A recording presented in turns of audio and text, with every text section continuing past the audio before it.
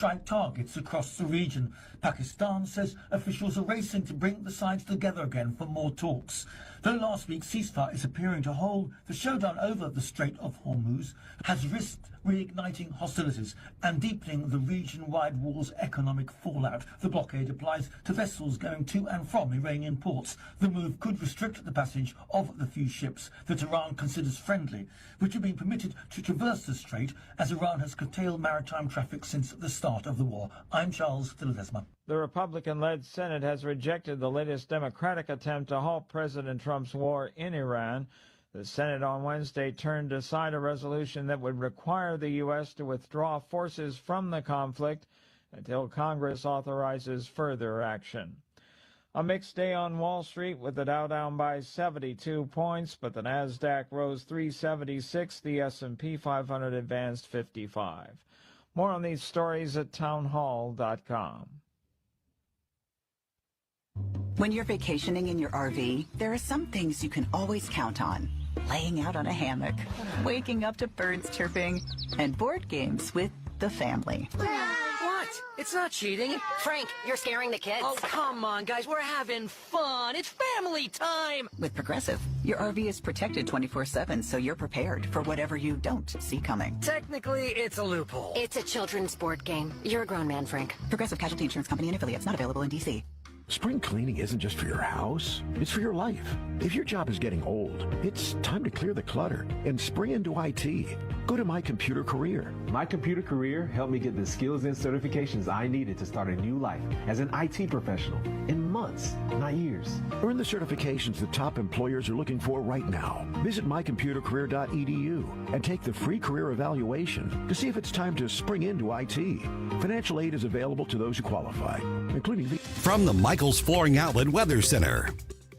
I'm First Alert 4 Chief Meteorologist Steve Templeton. We have a First Alert weather day as scattered storms this evening and a little past midnight could be severe. Hail and wind the main threats, but we'll be on guard for a lower tornado risk as well. It's a low severe risk overall, but still some scattered storms and a severe threat to be aware of for this evening and tonight. Then by morning, the storms are gone, low of 62, a high of 83 with sunshine coming out. Isolated storms should stay south of St. Louis Thursday late in the afternoon and evening, and most of the day dry with some sunshine.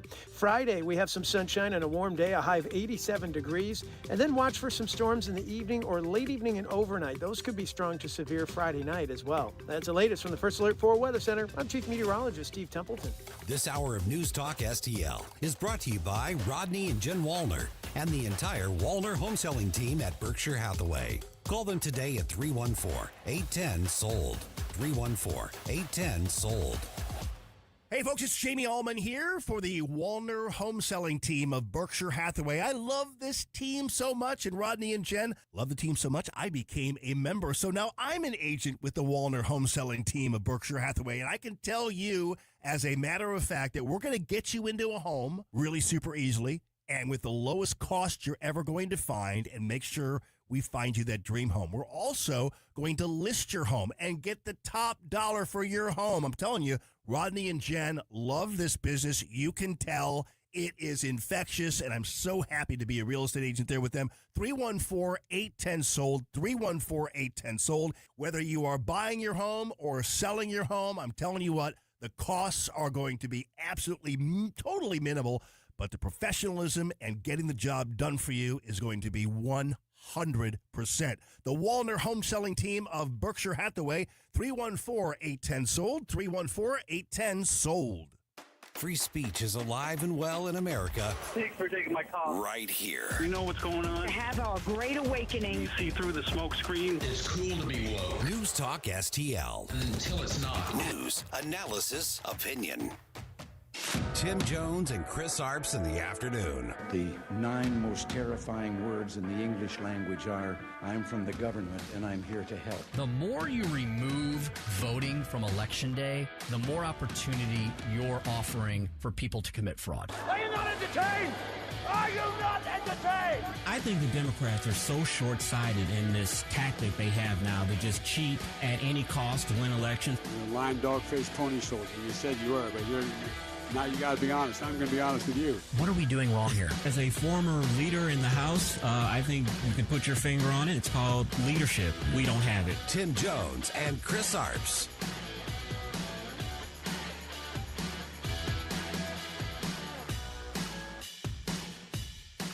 You know, Ronald Reagan had a great saying. He used to remind us that every Republican's favorite day on the calendar every year is July 4th. And every Democrat's favorite day is April 15th. But they're not as happy today. I can assure you of that. Because last year on July 4th, on our favorite day, we celebrated signing the Working Families Tax Cut into law. The president signed it out on the lawn. We were all there to celebrate with B-2s flying ceremoniously overhead. It was a great day for America because we knew when we signed it last year on July 4th, we would come to this day. And it is a great day. Speaker Mike Johnson, unusually happy on tax day because of everything he just said there. Treasury Secretary Scott Bessent had a long list of reasons why Americans are slightly happier this year on what is usually the most dreaded day on the calendar every year, April 15th. I don't know if anybody ever says happy tax day, but here we are, Chris Arps. Yes, it is tax day, and I kind of celebrated today by going out to a Cardinal game today, saw a Cardinal victory. Today was Jackie Robinson Day, so it's really weird seeing every single player wearing number 42, and the Cardinals had special uniforms where this year the 42 was in blue. Was blue because, of course, Jackie Robinson played for the Brooklyn Dodgers, whose uniforms were blue. 5-3 victory, so it was good to see a victory, and good to see my good buddy Mike Ferguson from the morning show was out there with his wife. We left in the fifth inning because it started raining, but I did look up the highlights, and the Cardinals did pull it out 5-3. Nice. You put them back on their winning ways. Yes. They had been limping along a little bit the last few games, but good to see them back on the winning 10-8, track. it is a record. As long as they're above 500, I'm happy. That would be a glorious season, considering how horrible we were told they were going to be this year. So we'll keep track of all the Cardinals news along the way. The Blues wrapping up their season. And lots of activity up on Capitol Hill in D.C. and in Jefferson City. Jefferson City witnessing the, fifth week left in the Missouri legislative session. A lot happening underneath the Capitol Dome. We will talk about that as well. Lots of legal and lawfare news to discuss with Zack Smith, our senior legal fellow at the Heritage Foundation, who joins us every single Wednesday. Donald Trump threatening once again to fire Jerome Powell if the Fed chair doesn't leave office on his own. And Zach will give us an update on some of the buzz, Chris, we're hearing about a potential retirement on the Supreme Court and some very well-known names being floated as a possible successor. None of the justices are really spring chickens any longer, but they're largely all in fairly decent health, depending on which one you're talking about. But some of them getting up there in advanced age, and everyone's always trying to think about a succession plan. Yeah, some of the notable names that people are talking about retiring, of course, is Justice Clarence Thomas. He is now the senior justice on the court. There's been talk of Alito possibly leaving as well. There were reports last week that he had to leave the court early. He was hospitalized for a couple of days. That, of course, brings up news of retirements. And there's been long-time talk of Sotomayor possibly retiring. She has some health issues, and the liberals were trying to force her out during Biden's term because they wanted Biden to have another Supreme Court pick and not have President Trump pick one. So those three are probably on the list. If I had to take a guess, I would probably say probably Justice Thomas, since he is the senior member of the court. We'll get Zack Smith's opinion on that and also the latest hearings being held at the Supreme Court and when we might start seeing some more of the notable decisions. Now that we're in April, the current Supreme Court term is nearing its fourth quarter. They like to wrap things up and get out of town by the 4th of July Independence Day holiday. So we've got about 2.5 months of time for those big decisions to come down, several of which we're still waiting for. So we'll ask Zack Smith if he's heard anything whispering along those lines as well. At 4:45, we'll, of course, have Chris's Corner today. Yes, the progressive left's bigotry problem. We have seen an advancement of their bigotry over the last couple of years, especially towards Israel. Some of the notable names within the Democratic Party, what's their name again? Uniparty? No, Oh. the five people, Ilan Oh, the Holmar, squad. the squad, of course. I was going through all my glossary terms. Have been expressing their bigotry, and I have some more examples of that, some latest examples of their bigotry. We'll talk about that at 5:45, 4:45. The progressive left's bigotry problem. Hmm. I am excited to hear about that. It's always fun when we can show the hypocrisy on the left. Speaker stump speech today. I will focus on issues of taxation today, given that it's tax day itself. And the title of today's Speaker stump speech is Putting Prosperity Back in the People's Pockets. So putting prosperity back in the people's pockets. We've made some great strides on that on the federal level, and hopefully we'll have some developments here on the state level as well. Got a few examples for that. We need to do lots more, but at least we're headed in the right direction.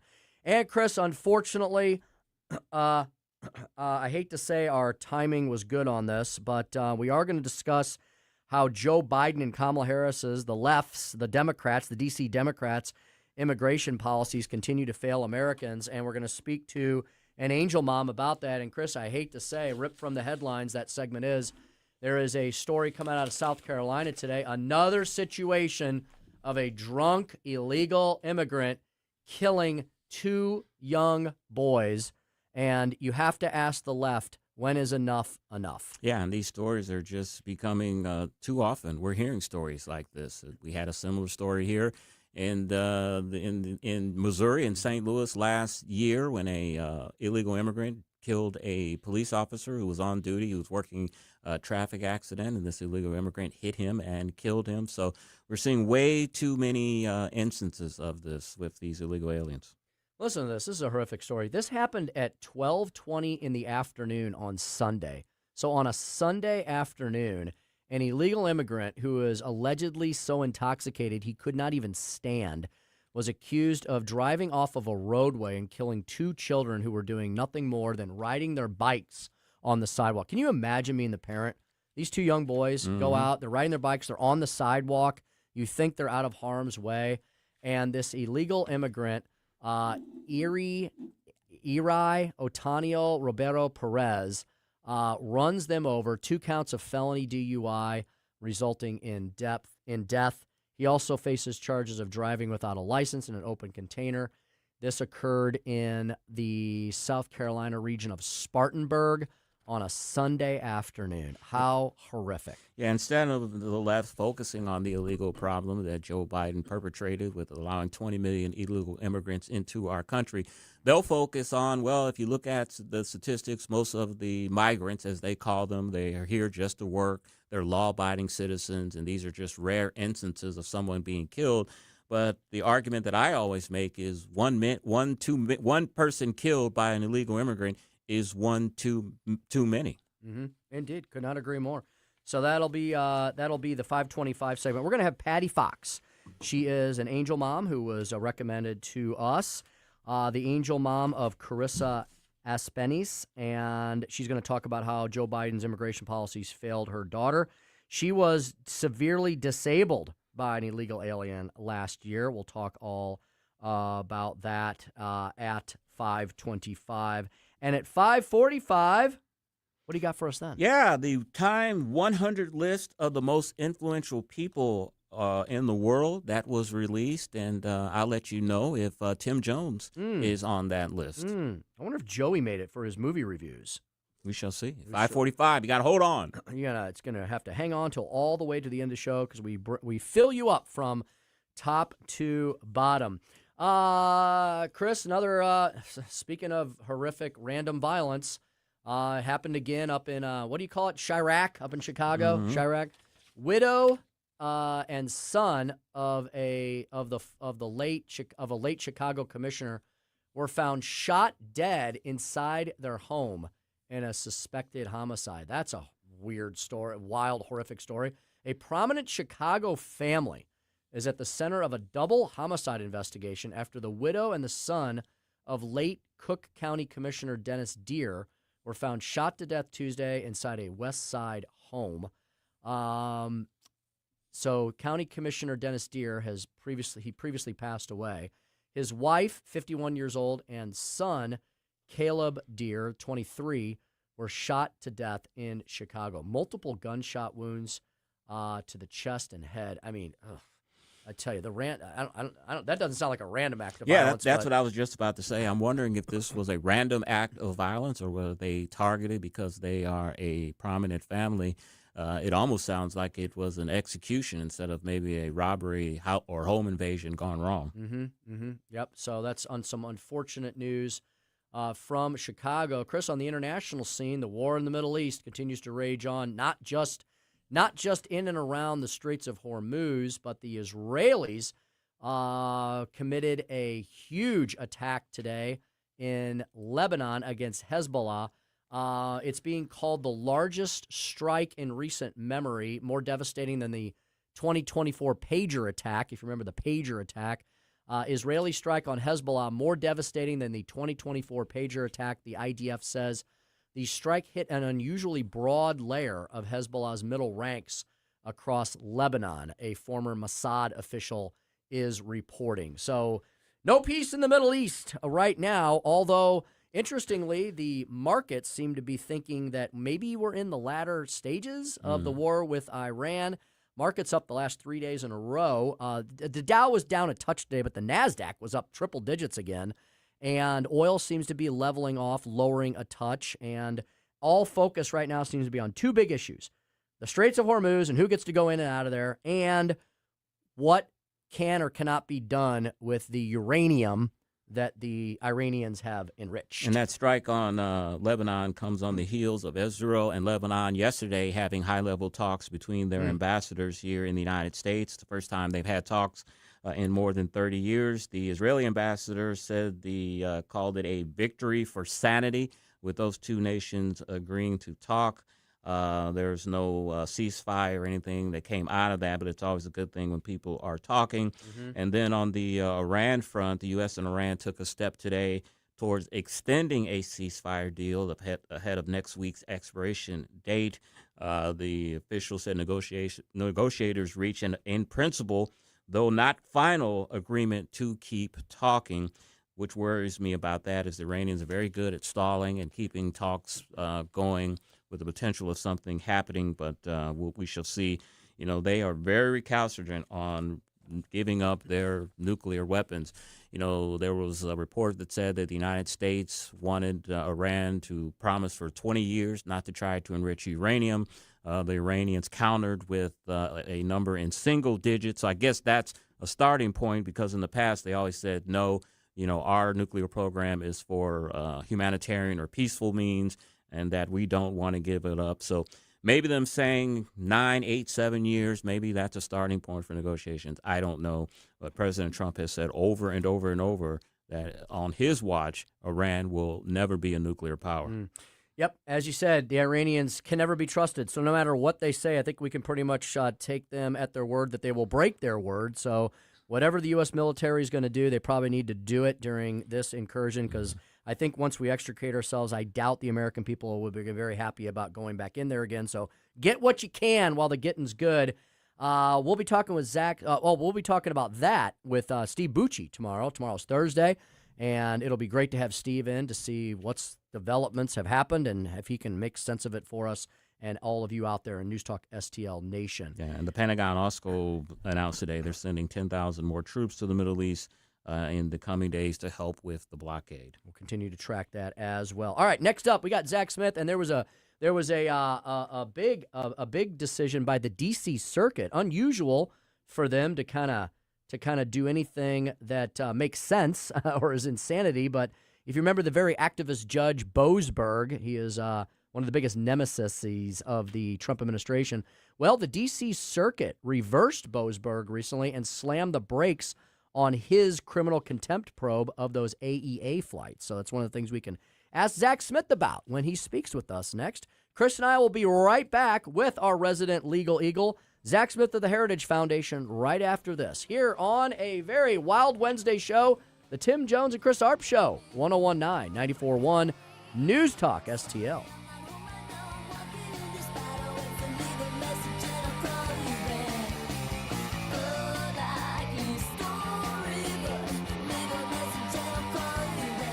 Like and subscribe to us on Rumble. News Talk STL.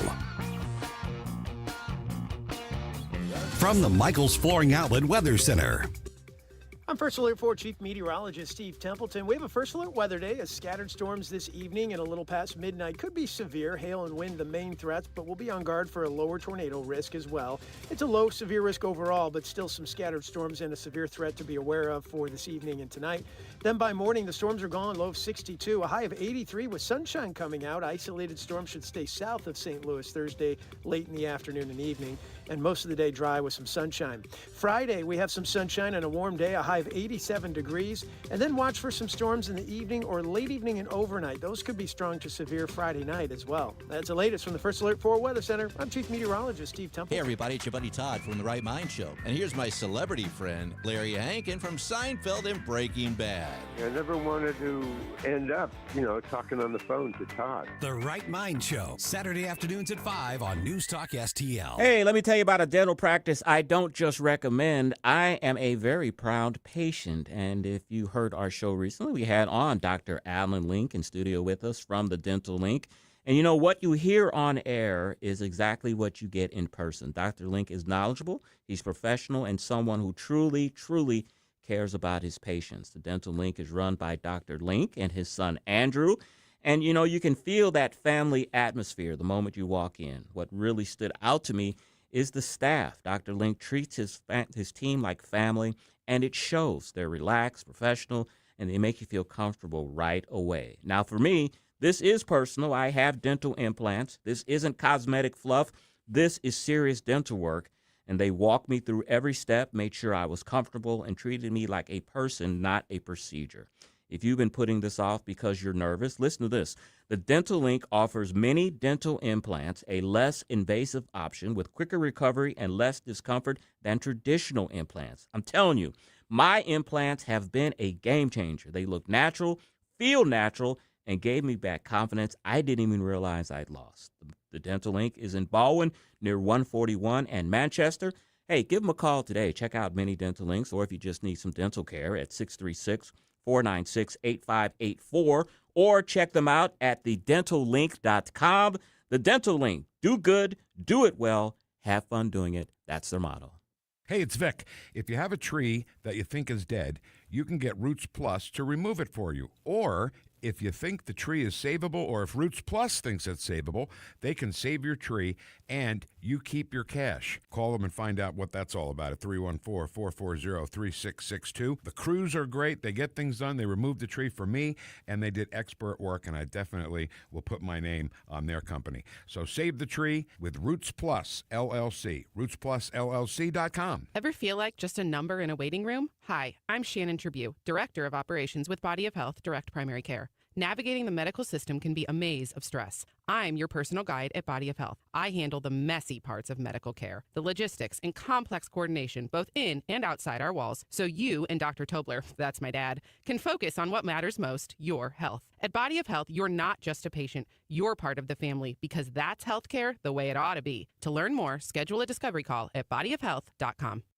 Hey, it's Susie Moore. If new flooring makes you think hassle, think again, because Michaels Flooring is changing the game. For over 30 years, Michaels has been locally owned and trusted for quality, variety, and amazing service. Whether it's carpet, hardwood, laminate, luxury vinyl, or ceramic tile, their expert team makes installing new floors exciting, not stressful. That's why customers keep coming back.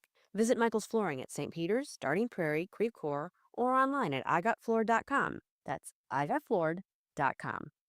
This hour of Jones and Arps is brought to you by Stifel. Contact your Stifel financial advisor at stifel.com. That's STIFEL.com. I don't like spiders and snakes, and that ain't what it takes to love me. Like I want to be loved by you. You're listening to Tim Jones and Chris Arps. This guy, Jerome. But you want Jay Powell out of the way. Isn't it the easiest way to get him out of the way to end the probe? Does that mean we stop a probe of a building that I would have done for $25 million that's going to cost maybe $4 billion? Don't you think we have to find out what happened there? And he said he's not leaving if, Well, then I'll have to fire him, okay? If he's not leaving on time, I've held back firing him. I've wanted to fire him, but I hate to be controversial. Oh, it's all perfectly legal. You are out of order. You're out of order. You're out of order. The whole trial is out of order. Zack Smith, legal fellow with the Heritage Foundation. You know, I ask you a lot of predictions. Can you predict what the Supreme Court probably will do with this action? Zack Smith, how are you, my friend? I'm doing well. Good to talk to you this Good afternoon. to talk to you as always. Zach, you heard that clip there, President Trump threatening to fire Fed Chair Jerome Powell. There is a new Fed chair that has been named, but he has not had a Senate hearing. It's my understanding that Powell is allowed to remain in the role on an acting basis if the Senate has not confirmed a replacement yet. I want to ask you about that. And can the president fire Jerome Powell without what's called cause? Yeah, well, stay tuned, right? This is the issue that came up in the Lisa Cook case earlier this year and late last year when all of this was brewing, when the president, his administration, essentially accused Lisa Cook of lying on a second mortgage application, saying it was her primary resident when it was not, in order to get a more favorable rate. And the president said under the relevant statutory framework, in his view, that was cause for removal. Now, of course, Lisa Cook disagreed. She sued, and the case was ultimately argued before the U.S. Supreme Court, and we're still waiting for a decision in that case. But listening to the president's comments, it seems like his position has not changed. And one interesting thing I would note, Chris, there are two cases that the court heard dealing with whether or not the president can remove certain officials. There is the Lisa Cook case at the Federal Reserve, and there was the case involving Rebecca Slaughter at the Federal Trade Commission, the FTC. Now, the FTC case, the president and his team focused much more on Article 2 constitutional type arguments, saying that it was inherent in the president's authority to control the executive branch, that he should be able to hire and fire whom he pleases. In the Lisa Cook case, the Federal Reserve case, the president focused so much on the constitutional arguments, but instead really focused on the statutory arguments, saying that the Federal Reserve was unique. He looked to the statutory regime governing the Federal Reserve's appointment and removal provisions. And so at least in that case, the argument was based much more on the statutes governing the Federal Reserve, not as much on the constitutional arguments as the other case relied on. Zach, it seems that everything in government these days, especially in Washington, D.C., and sometimes even on state government level, seems to be really confounding, I think, to common sense. I think a lot of people at home are wondering, why do all these people who get these government jobs think that they have them for life, right? There's only a couple things that we specifically give to people for life tenure. Supreme Court justices, I know some state judiciaries do that, but it's explicitly spelled out. I mean, Zach, these people like Powell and others, they didn't just magically appear in these roles, right? But I think Zach, the left thinks there's some like omnipotence to certain people that once they get in these roles, as long as they're challenging Trump or Republicans or horrible conservatives, then they should just be allowed to stay in those jobs forever. It's like, where did we get in this idea, Zach, that these appointed positions somehow grant people lifetime tenure? Yeah, well, this is the same conversation that's being had with civil service at the federal government writ large, Tim.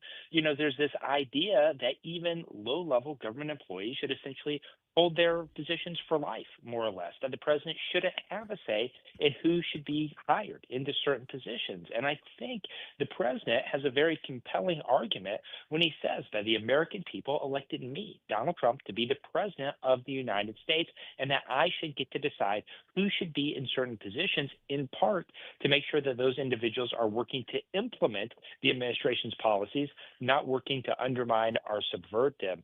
And look, Tim, this argument goes for any president. Any president should be able to control the executive branch of government. So, you know, it'd be curious to see if Joe Biden, Barack Obama were still in office, if many of these same individuals that are opposing Donald Trump's actions would be opposing the actions if Joe Biden or Barack Obama were making similar types of arguments. Speaking with Zack Smith, Senior Legal Fellow at the Heritage Foundation.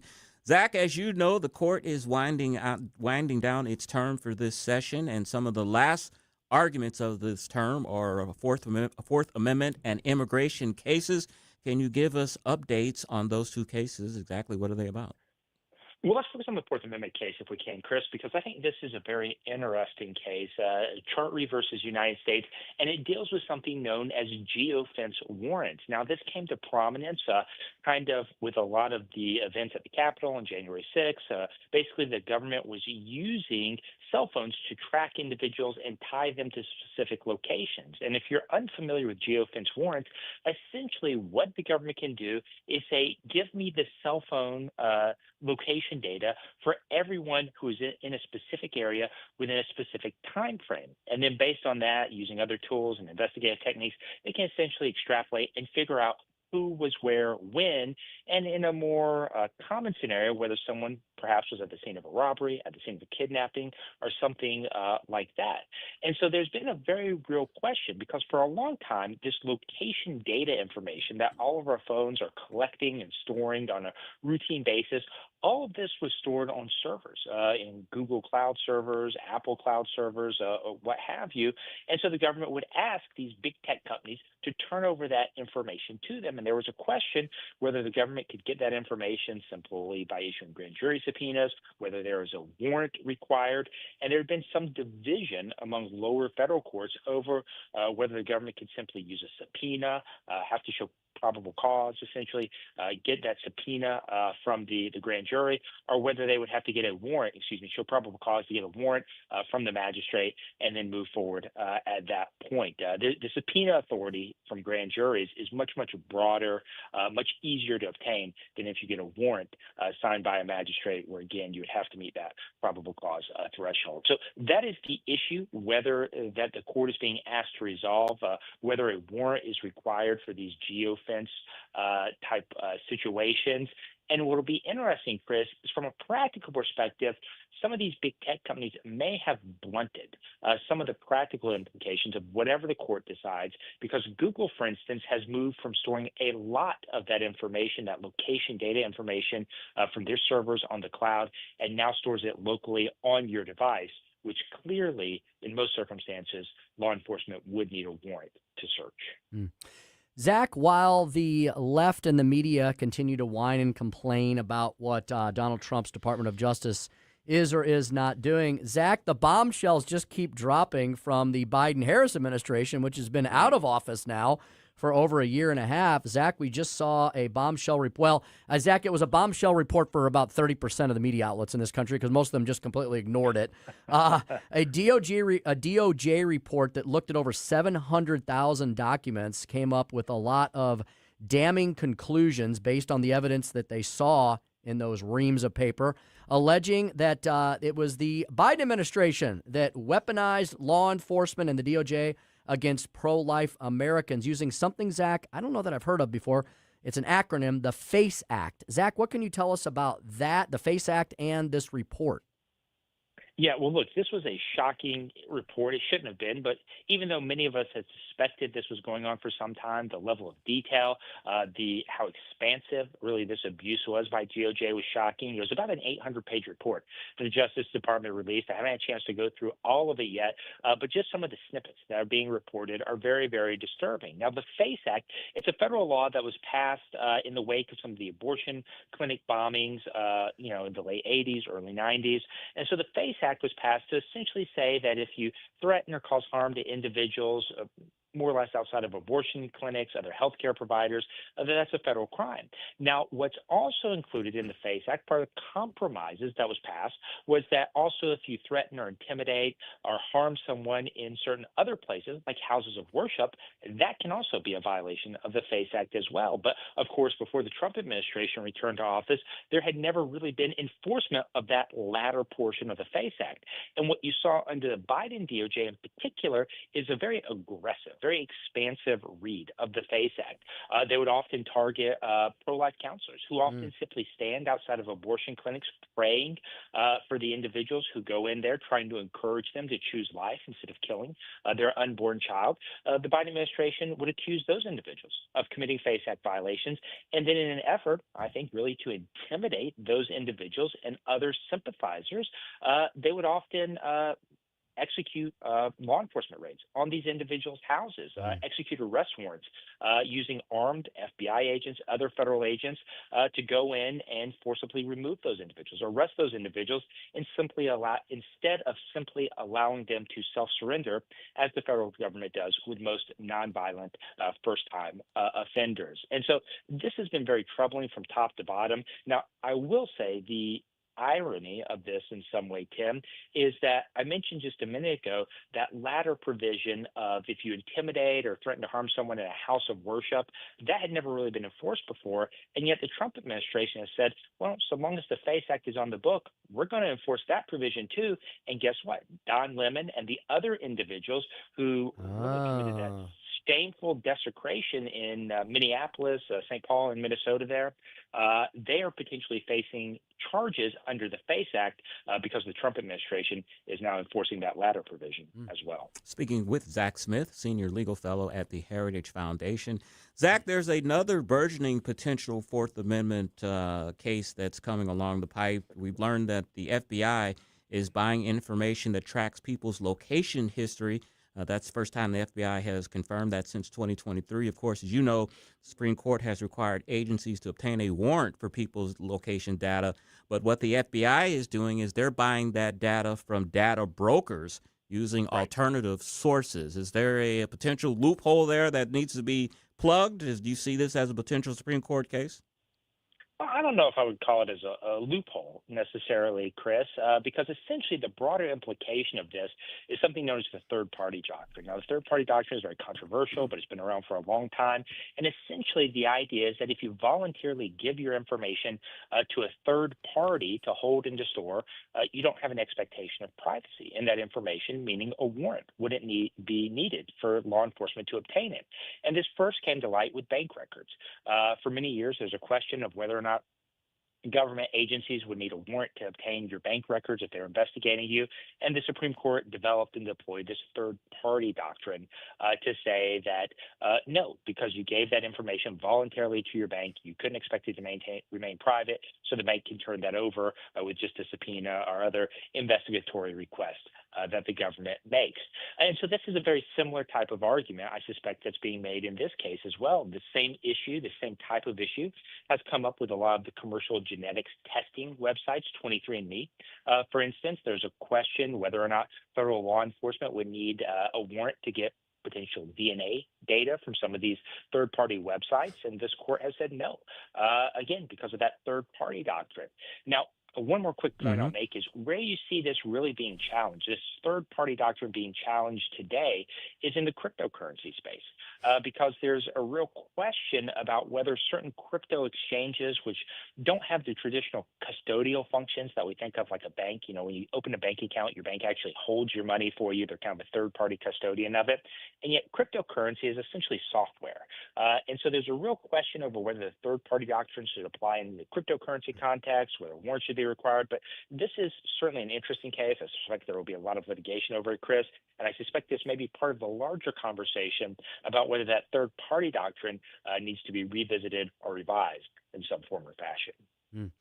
Zack, there's been some buzz developing about whether or not we will have any Supreme Court justice retirements over the next couple of years. The speculation kind of bounces back and forth between Clarence Thomas and Justice Alito, who I think are the oldest current sitting members. I can't remember how old Thomas is. I know I found an article, Alito is 76 years old. They both seem to be in pretty decent health, but Donald Trump has added a little fuel to this fire by he's happy to comment on anything and everything, right, Zack? He's like, oh, don't worry about it. I got a plan ready to roll. Zack, what do you think about the buzz around that? Is that just reporters with nothing else to do ginning up some gossip, or have you heard otherwise? Well, look, I suspect you start to get this retirement buzz at the end of many terms. So we've seen it in the past, we're seeing it again now, we've seen it over the past couple of terms. I think it's really amplified this term, given the midterm elections are coming up. Some folks are fearful that maybe the Republicans could lose the Senate, so that could make it harder for Donald Trump to get a nominee confirmed. And so I suspect that's why you're seeing that conversation starting now. That if Justice Thomas, Justice Alito want to have an ideologically compatible replacement confirmed, this may be the window to make that happen. Now, Justice Thomas, I would be a little surprised if Justice Thomas stepped down at the end of this term. He is quickly moving up the list to become one of our nation's longest-serving justices. And so I suspect he will probably try to achieve that goal, becoming our nation's longest-serving justice. I believe that's currently held by Justice William O. Douglas. And so Justice Thomas may hold out to try to do that. Now, Justice Alito, he's been pretty coy about his intentions, hasn't really made any public statements about that, whether he intends to retire or not. But look, I think from a practical perspective, I don't know if Justice Alito has ever been in a better position to influence the outcomes of decisions that the court is deciding. It was not that long ago that he wrote the majority opinion in the Dobbs case overturning Roe versus Wade. He is a key member of the court in many of the religious liberty, free speech cases that are coming up as well. And so it'll be very interesting to wait and see what these justices decide to do. But look, I think part of the reason you're seeing this conversation again now is because there is very real concern that if openings do not happen now, it may be much more difficult for originalist conservative justices to be confirmed if the Senate were to change hands. And finally, Zach, the Justice Department is launching an investigation into the NFL for anti-competitive tactics. I can tell you it's very frustrating when you want to watch a game and it's on YouTube or some other streaming channel. But is it anti-competitive if the NFL is basically selling its game to the highest bidder, and if YouTube wants it, then they get it, and if you want to watch the game, you got to pay for it? Does the Justice Department have a good case here? Well, it'll be interesting to watch and see. Major League Baseball, the NFL have always had these carve-outs, essentially these exemptions from the antitrust laws, some statutory, some essentially read into it by the courts, and they have been very beneficial to these sports leagues. And look, Chris, I think we've talked about it before. I don't have any love lost for the NFL. They're very woke, have pushed very problematic policies, still do in many respects.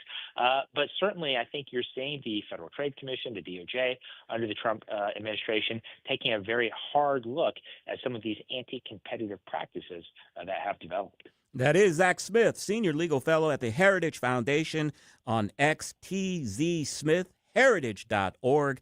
Zach, thank you so much for your time. Have a great weekend, and we'll speak with you next Wednesday. Of course. Thanks for having me on. Great talking with you. Great talking to you. 443, Chris's Corner, the progressive left's bigotry problem. I'll tell you all about that next on the Tim Jones and Chris Arps Show on 101.9 94.1 News Talk STL. Ain't you cool? Follow us on Rumble at News Talk STL. Get together again. She said, I'll see you after school. I don't like spiders and snakes, and that ain't what it takes to love me like I want to be loved by you. From the Michaels Flooring Outlet Weather Center. I'm First Alert 4 Chief Meteorologist Steve Templeton. We have a First Alert weather day as scattered storms this evening and a little past midnight could be severe. Hail and wind the main threats, but we'll be on guard for a lower tornado risk as well. It's a low severe risk overall, but still some scattered storms and a severe threat to be aware of for this evening and tonight. Then by morning, the storms are gone, low of 62, a high of 83 with sunshine coming out. Isolated storms should stay south of St. Louis Thursday late in the afternoon and evening, and most of the day dry with some sunshine. Friday, we have some sunshine and a warm day, a high of 87 degrees, and then watch for some storms in the evening or late evening and overnight. Those could be strong to severe Friday night as well. That's the latest from the First Alert 4 Weather Center. I'm Chief Meteorologist Steve Templeton. And then the media. 101.9 and 94.1. They lying about what's going on in America. They lying about it. News Talk STL. How do you build a tradition? How do you build a legacy? You have a great product that is supported by great people. That's what you're going to find at Newstetter's Fine Jewelers, our neighborhood jewelry store here in the St. Louis region. Since 1961, multi-generations of Newstetters still running the store. Yes, they are. Diana Newstetter will be happy to see y'all if you swing by. Say hello to her. Tell her that I or Jamie Allman sent you. They're located just 2 miles west of Interstate 270. They're 24/7 at wowdiamonds.com. Why should you go to Newstetter's Fine Jewelers? How about for the Newstetter's difference? How about for their incredible stock of just about anything and everything you would look for in a jewelry store? Yes, they've got diamonds. They got tons of them, lab-grown and mined. They can put those diamonds into wedding and engagement rings. They can make you hand-engraved items, master engravers that they are. Watches, pendants, earrings, gemstones. They do repairs. They do watch repairs. They do jewelry refurbishment. Like if you've got a bunch of stuff sitting around in a drawer, it's probably pretty valuable. Stuff you've bought over the years.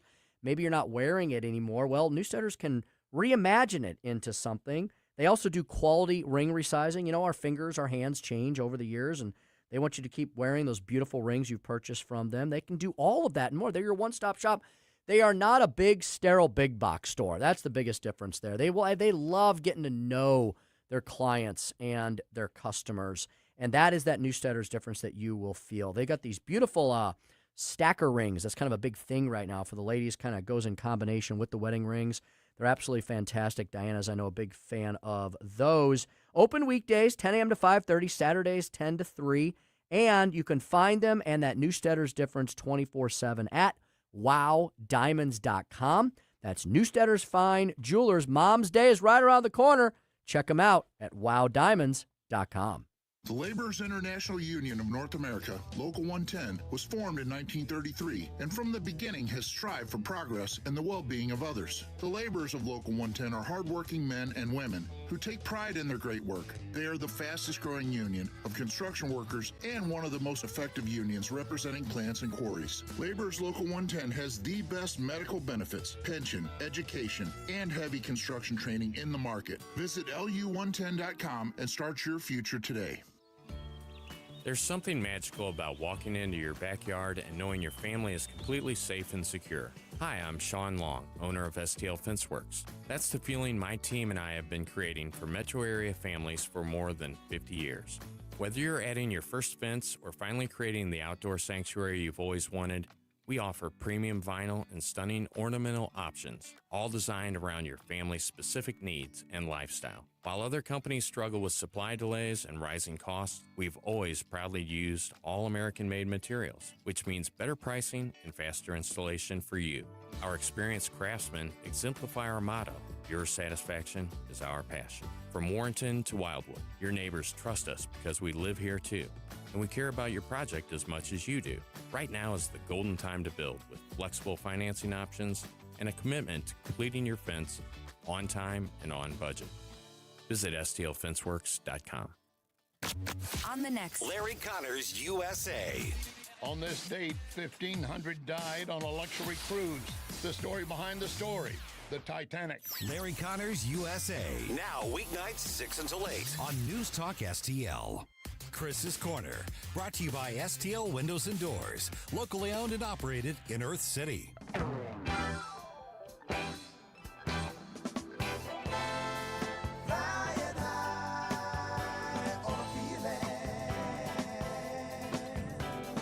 You're listening to Tim Jones and Chris Arps.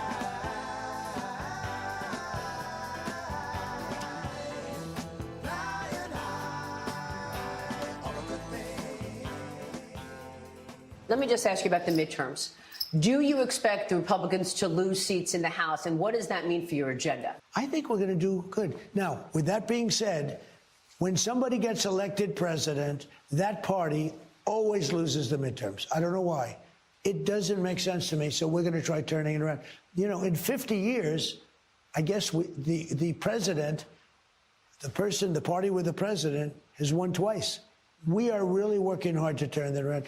We have to explain to the voters, so importantly, the great job that we've done. Chris.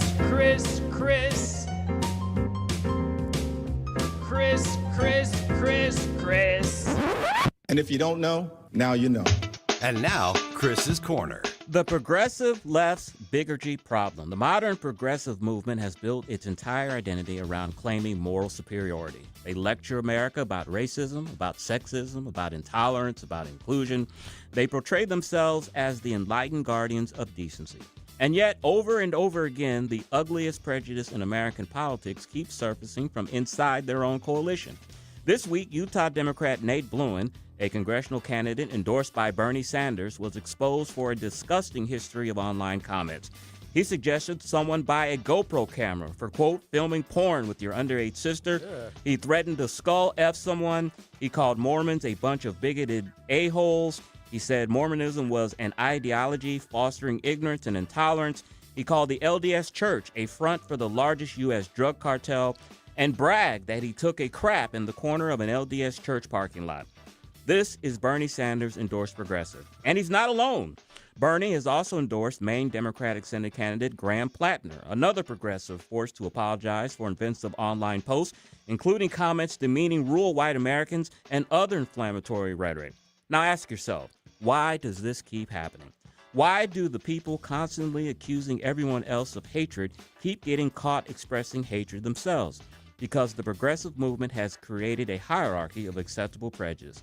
If you attack the wrong groups, conservative, Christians, religious traditionalists, rural voters, white working class Americans, progressives often don't see that as bigotry. They see it as justice. And nowhere is that hypocrisy more obvious than on Israel. Look at the most anti-Israel voices in the Democratic Party. Almost all of them come from the progressive wing.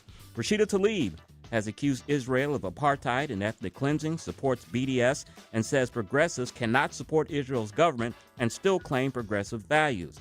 Ilhan Omar has repeatedly made comments about Israel and AIPAC that critics, including members of her own party, called anti-Semitic.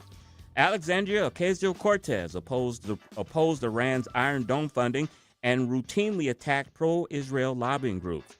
Pramila Jayapal called Israel, quote, a racist state. Ayanna Pressley, Summer Lee, and Jamal Brown have all taken sharply anti-Israel positions, supported aid restrictions, or voted against pro-Israel measures. Notice a pattern? The same ideological faction most hostile to Israel, the same faction most willing to demonize Jews who support Israel, the same faction most comfortable smearing religious conservatives, is also the faction where we keep finding explicit contempt for broad groups of people. Why? Because modern progressivism no longer judges people as individuals. It sorts everyone into categories: oppressor, oppressed, privileged, marginalized. And once someone is labeled oppressor, hatred toward them becomes morally justified. That's why progressives can denounce racism while practicing it, denounce religious bigotry while mocking faith communities, denounce hate while excusing anti-Semitism and anti-Christian hostility. They don't oppose prejudice. They simply believe some targets deserve it. That is not moral clarity. That is not justice. That is tribal bigotry dressed up as virtue. And the American people are starting to see through it. Because if your movement constantly claims to be the conscience of the nation while repeatedly elevating people who spew hatred and contempt, you're not fighting bigotry, you're institutionalizing it. And that is Versus Corner. I'd love to know, I'd love somebody to do an analysis of when the left, when Democrats, elected Democrats, began to stop having good ideas. You know what I mean? Mm-hmm. Like JFK cut taxes. I don't know if folks know that, remember that, are aware of that. Bill Clinton had the welfare to work model that they now despise on the left, right? I mean, so I'm not saying that the Democrats of yesteryear were perfect. Not at all. I don't know that I'd support them now. But at least then they had ideas. Seems like, Chris, their ideas now are to do exactly what you just said. Attack other people, divide other people, and spend lots of money on really silly things. Exactly. Joey, can you play cut 9, please? I'm not going to speak for the president. I'm speaking for myself, a lifelong Catholic. I wish they stay out of immigration. They don't know what they're talking about. Because if they wore my shoes for 40 years and talked to a 9-year-old girl that got raped multiple times, or stood in the back of tractor trailer with 19 dead aliens at my feet, including a 5-year-old boy that baked to death, if they understood the atrocities that happened on the open border, I think their opinion would change. And I welcome discussion with any of them because they don't understand. Illegal immigration is not a victimless crime. What President Trump had the most secure border in the lifetime of this nation right now. Lives are being saved. He's saving thousands of lives a year because he has a secure border. Human traffickers are out of business, right? The cartels are going bankrupt because of that secure border. And President Trump chimed in on that last night on Truth Social. He said about Pope Leo XIV, will someone please tell Pope Leo that Iran has killed at least 42,000 innocent, completely unarmed protesters in the last 2 months. Now, of course, the media is jumping upon all of this, and they're saying that President Trump is driving Catholics away from the Republican Party, that they're not going to support him. But a very interesting poll came out today, Tim. It said that 50% of Catholics who go to church approve of Trump taking military action against Iran. Those who attend church still support the president by a 58 to 42% margin. That number flips to 42% approve, 58% disapprove among those Catholics who never or rarely attend Mass. So the media, of course, is trying to drive a divide between the Republican Party and Catholics by some of the remarks that the president has made about Pope Leo that I think are unfortunate. But it's not making a real dent among Catholics who attend Mass regularly, according to a latest poll. Yeah, I would agree with that. No, these things are not mutually exclusive. They're inclusive of each other. And from what I know and have seen as a lifelong Catholic, as someone who does try to go to and I do. I pretty much go to Mass every single week. I try to hit all the high holy days. Do I screw up and sin every day too? I sure do. But practice makes perfect, right? And so I continue to try to practice my faith.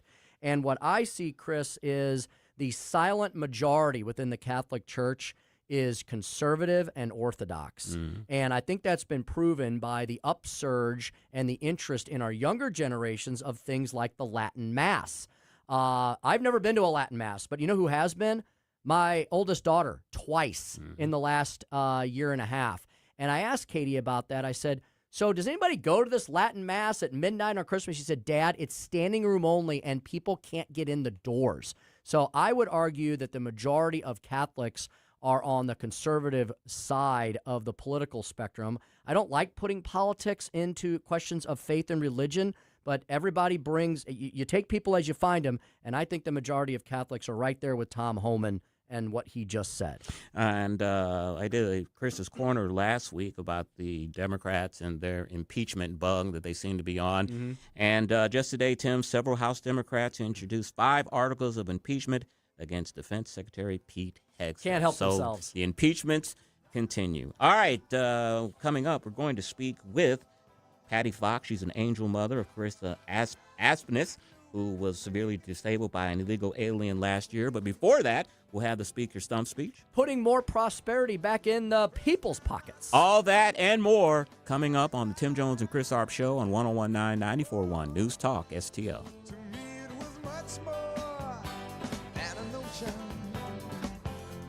This hour of Jones and Arps is brought to you by Stifel. Contact your Stifel financial advisor at stifel.com. That's STIFEL.com. Sunday, April 26th is packed with fun. When the Cardinals welcome the Seattle Mariners, you can score a classic chain-stitch Cardinals hat presented by Coca-Cola. Plus, kids 12 and under receive a Fredbird Hall of Fame ring presented by the Pasta House Company. And get the chance to run the bases after the game. Giveaways, post-game fun, and Cardinals baseball all in one big Sunday showdown. Get your tickets now at cardinals.com/promotions. This is Matthew Liberatore. Get your tickets now at cardinals.com. Every Sunday home game is a Kids Sunday at Busch Stadium. From Team Fredbird and games to a kid-friendly DJ, ice cream, and family favorite activities. Sundays are built for young fans. Plus, select Sundays feature kids run the bases after the game. It's a day made for smiles, memories, and Cardinals baseball together. Make Sundays your family tradition at Busch Stadium. Tickets and details at cardinals.com/KidsSunday. What if Missouri eliminated its income tax entirely? Find out how at the Road to Zero Income Tax Town Hall. Hosted by News Talk STL's own Mike Ferguson. Joined by Senator Nick Schroer and Representative Ben Keithley. Come ready with your questions and get the facts on the plan to phase out Missouri's income tax for good. Thursday, April 30th at the Lodge de Pere. Presented by AFP Missouri and Mo Tax Relief Now. RSVP today at afpmissouri.com. That's afpmissouri.com. Producer Joey V from the Tim Jones and Chris Arps Show here, reminding you, don't waste a buck on movies that suck. Tune in to Joey V's Movies Fridays at 5:45 for reviews you can trust. Brought to you by Harry J. Steakhouse in Moscow Mills. KLGY HD3 Clayton, K270BW Bellefonte, KNBS Bowling Green. This is News Talk STL at 1019, 94.1, and always streaming at newstalkstl.com. News this hour from Town Hall. I'm Keith Peters in Washington. It's tax day in the United States, and the Treasury Department says 53 million Americans used new Trump tax exemptions before the April 15th tax deadline. It's tax day, the deadline for most Americans to file taxes, and the Trump administration says millions of people have already used new tax breaks, such as no tax on tips and overtime, exemptions for interest on certain car loans, deductions for some seniors, and Trump accounts for children's savings. More than 53 million filers claimed a deduction under one of those provisions from the Republicans' massive tax and spending law, with 6 million people claiming no tax on tips, 21 million claiming the overtime deduction, and 30 million older Americans claiming the enhanced deduction. Bernie Bennett, Washington. An unusual April heat wave could smash record temperatures in the eastern U.S. A long-lasting weather pattern is blasting hot air across the eastern U.S. and threatening to shatter record highs. Cities like New York, Philadelphia, and Atlanta are experiencing unusual April heat. Forecasters say the near-record temperatures could last into the weekend. The heat follows severe storms in Kansas, Minnesota, and Wisconsin. More storms are in the forecast for the Midwest. Experts note that the duration of this heat wave is rare for April. The heat can be stressful on the human body, especially since many have not yet acclimated to higher temperatures. I'm Lisa Dwyer. Meanwhile, powerful storms ripped through parts of Michigan, damaging 2 ice arenas and other structures, and felling branches near the University of Michigan's main campus. A mixed day on Wall Street, with the Dow down by 72 points, but the Nasdaq rose 376. The S&P 500 advanced 55. More on these stories at townhall.com. Spring cleaning isn't just for your house, it's for your life. If your job is getting old, it's time to clear the clutter and spring into IT. Go to My Computer Career. My Computer Career helped me get the skills and certifications I needed to start a new life as an IT professional in months, not years. Earn the certifications the top employers are looking for right now. Visit mycomputercareer.edu and take the free career evaluation to see if it's time to spring into IT. Financial aid is available to those who qualify, including VA benefits. What is it, boy? Someone need help? Someone in trouble? Oh, okay. So you just want me to get Progressive Auto Insurance because their collision coverage covers up to $1,000 in vet bills if you're injured in an accident? That's it? Okay. Calm down. Let's not resort to name calling. Progressive's collision coverage helps pay for care for your pet when they're in the car during an accident. No, you're right. Sorry. I shouldn't have said calm down. Progressive Casualty Insurance Company and affiliates. Coverage included with purchase of collision coverage. From the Michaels Flooring Outlet Weather Center. I'm First Alert 4 Chief Meteorologist Steve Templeton. We have a First Alert weather day as scattered storms this evening and a little past midnight could be severe. Hail and wind the main threats, but we'll be on guard for a lower tornado risk as well. It's a low severe risk overall, but still some scattered storms and a severe threat to be aware of for this evening and tonight. Then by morning, the storms are gone, low of 62, a high of 83 with sunshine coming out. Isolated storms should stay south of St. Louis Thursday late in the afternoon and evening, and most of the day dry with some sunshine. Friday, we have some sunshine and a warm day, a high of 87 degrees, and then watch for some storms in the evening or late evening and overnight. Those could be strong to severe Friday night as well. That's the latest from the First Alert 4 Weather Center. I'm Chief Meteorologist Steve Templeton. This hour of News Talk STL is brought to you by Stifel, serving investors for over 130 years. Contact your Stifel financial advisor at stifel.com. That's STIFEL.com. It's not pleasant to hear it, but Missouri is falling behind in its spending of state tax dollars, education, and health care. But there are ways to get Missouri moving forward again and produce a better life for all of us. That's why we at the Show Me Institute put together a 2026 Missouri Blueprint, a roadmap on how the state can move to a brighter future. The blueprint covers policy ideas from taxes to government transparency, from education to healthcare and budget reform. Let's allow students to attend the school of their choice. Let's adopt new proven methods to help the many school kids who can barely read. Let's limit state spending growth for Missouri's long-term financial stability. And let's invest in future needs with more nuclear energy. Why not common sense reforms to make things better for all Missourians? Check out our 2026 Missouri Blueprint, moving Missouri forward at showmeinstitute.org. The Show Me Minute has been brought to you by Show Me Institute and Show Me Opportunity. News, analysis, opinion. We cannot live in a world where we have radical Islamic terrorists threatening to hold the world's oil market and global economy hostage like this. 101.9 and 94.1 News Talk STL. My wonderful wife, Becky, and I, we recently discovered a place that has quickly become one of our new favorite restaurants, and I've got to tell you how we found it. Royal Bank CEO Mitch Baden actually introduced me to Timothy's. He took me there to lunch one day, and after that first visit, Becky and I went back together, and now it's one of our favorite places to go. If you haven't been yet, you need to check it out. The atmosphere and ambience are terrific. It's one of those places where you can relax, you can enjoy a great meal, and just slow down for a while. Becky absolutely loved the lobster pot pie, and I love the steak tip pasta. Everything we've tried has been outstanding. Timothy's is led by executive chef Will Mabry and features contemporary American cuisine with a touch of Southern charm. Dishes like pastrami smoked lamb, shrimp and grits, and incredible house-made desserts like carrot cake fritters with cream icing. I'm getting hungry just thinking about it. And if you're a wine lover like my wife, you'll appreciate this. They have over 500 wines to choose from. Timothy's is open 7 nights a week for dinner, plus lunch and brunch, and it's also a great place if you're planning a private event or gathering. Check them out at Timothy's, 12710 Olive Boulevard in the Belle Reve Plaza in Creve Coeur, or online at timothysstl.com. And when you get there, tell them Chris Arps sent you.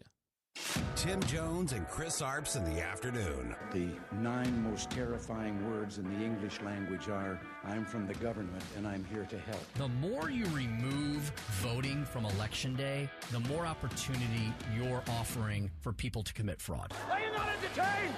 Are you not entertained? I think the Democrats are so short-sighted in this tactic they have now to just cheat at any cost to win elections. You're a lying dog-faced pony soldier. You said you were, but now you got to be honest. I'm going to be honest with you. What are we doing wrong here? As a former leader in the House, I think you can put your finger on it. It's called leadership. We don't have it. Tim Jones and Chris Arps.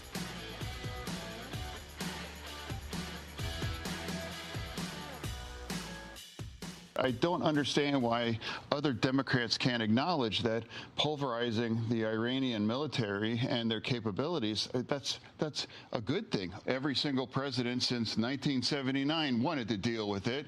Could you imagine if Iran acquired a nuclear bomb, where they would be right now? Or they were able to build the kinds of missiles that could reach Europe or the other American assets in the region for that. So that was necessary. That's the right side of history for me. Yeah, John Fetterman there making more sense these days than some Republicans on Capitol Hill. Chris, he's kind of coming at this from the aspect of like the everyman, the every woman, Joe and Jane American.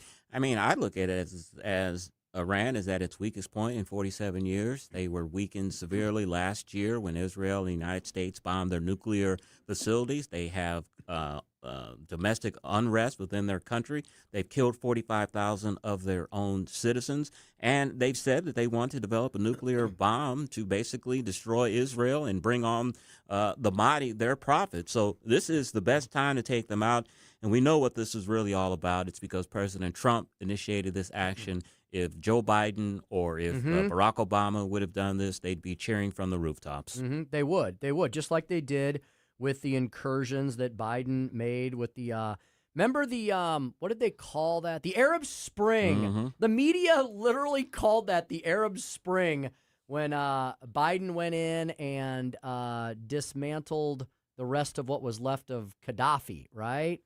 And was that Gaddafi? That was Obama. When he did that, we had that Libya campaign. Obama, the Libya campaign. The undeclared war where he bombed Libya for like 6 or 7 months. The media was cheerleading that. They were Obama, he should win another Nobel Peace Prize for the Arab Spring. Yeah. I believe that ended up ultimately resulting in the rise of Al-Qaeda and the Taliban. Look, I know a lot of conservatives who are, some of whom I respect. You got some of the wing nuts and the grifters, but a lot of conservatives who we can absolutely agree to disagree are not happy with this. On the other hand, I say to them, do you want to take what you just read some quotes there? Do you want to take Iran at their word or not? I know they lie, but do you want to presume that they're lying? Are they lying about the great and the little Satan? Are they lying about wanting to enrich uranium to the point where they can weaponize it and put it on warheads? Are they lying about taking out whatever they can take out in Europe and in the U.S.? I mean, they've already killed, over the last 50 years, 1,200 Americans and injured thousands of others. I mean, do you want to take the risk that Iran may or may not be lying about their desire to destroy Western civilization? And I think a lot of people of good conscience are against this war because they feel it's going to be a long, protracted war, and we're going to be over there for 20 years like we were in Afghanistan.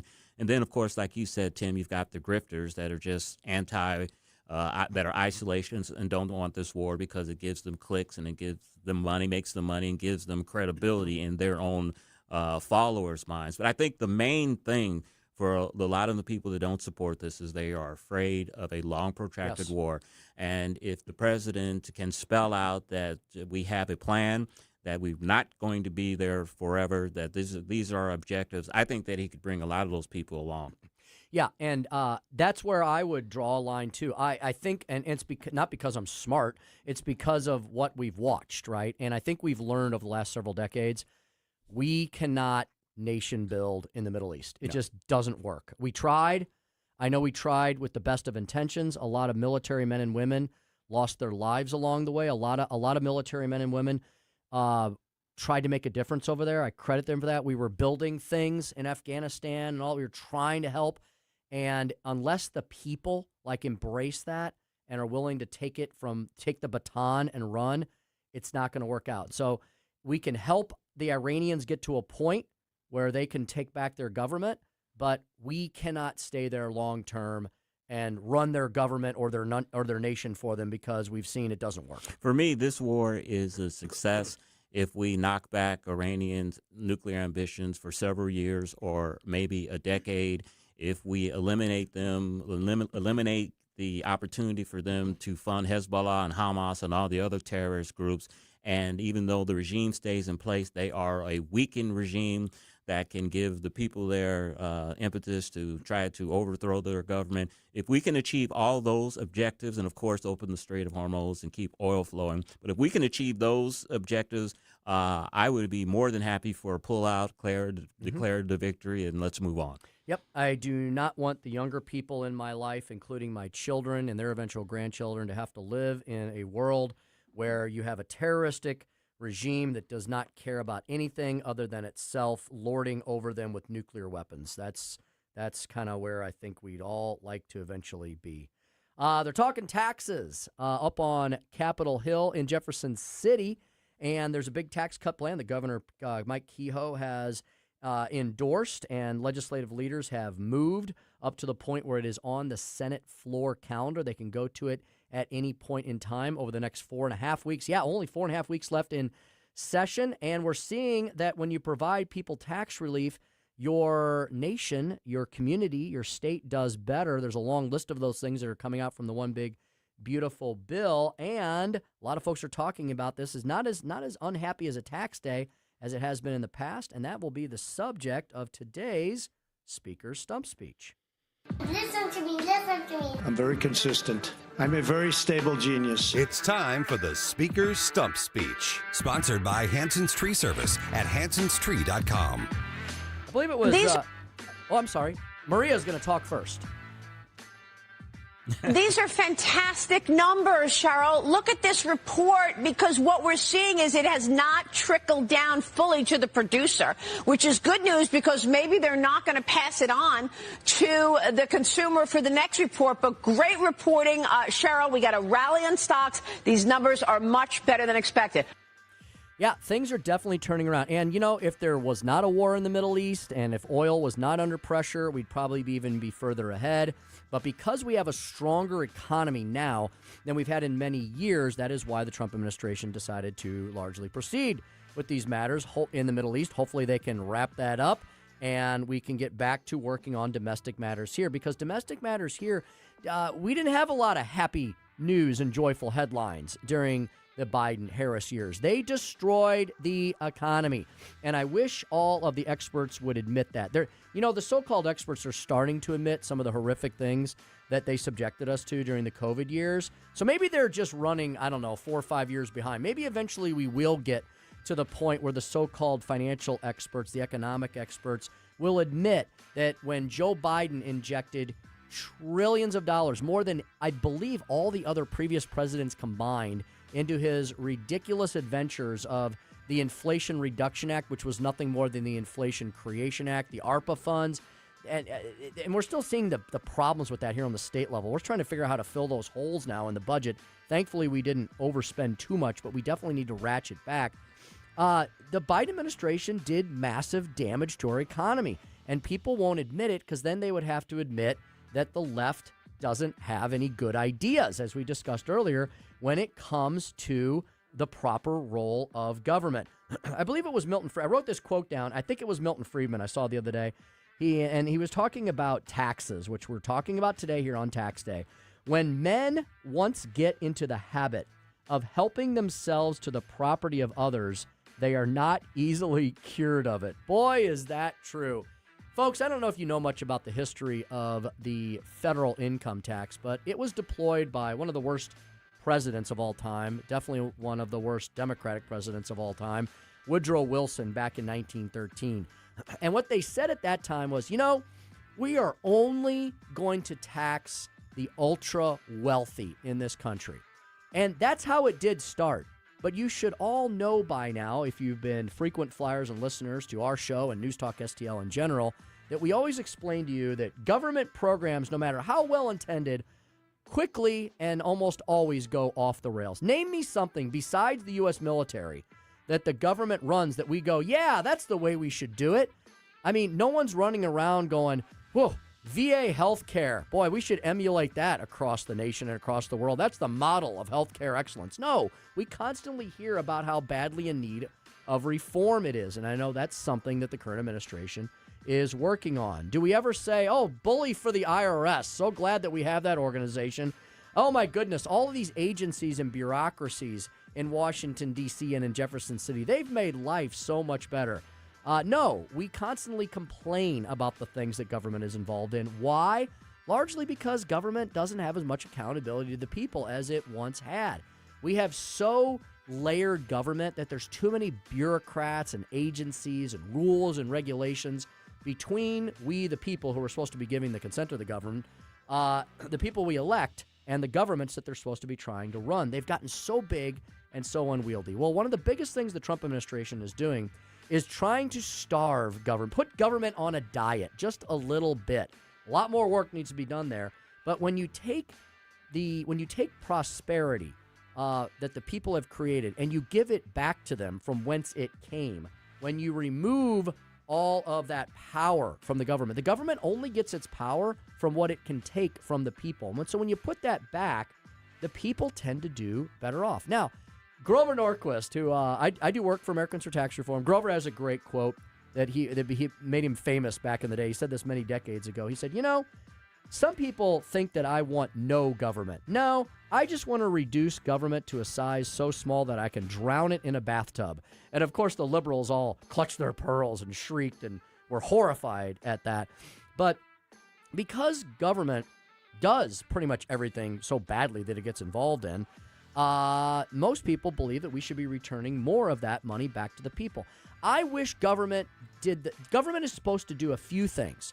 It's supposed to do them really well. And maybe if government got back to doing those few things on the federal level, protecting the rights of the people as stated in the Constitution, making sure that our borders are safe and secure and our nation is sovereign, making sure that we have a proper, functional, efficient system of vibrant and diverse legal immigration, making sure that our military has all that it needs. We have Senator Talent on every week, and almost every other week or so, Senator Talent mentions how woefully behind we are with things like we still have the best fighting force on the planet, but it needs to be better.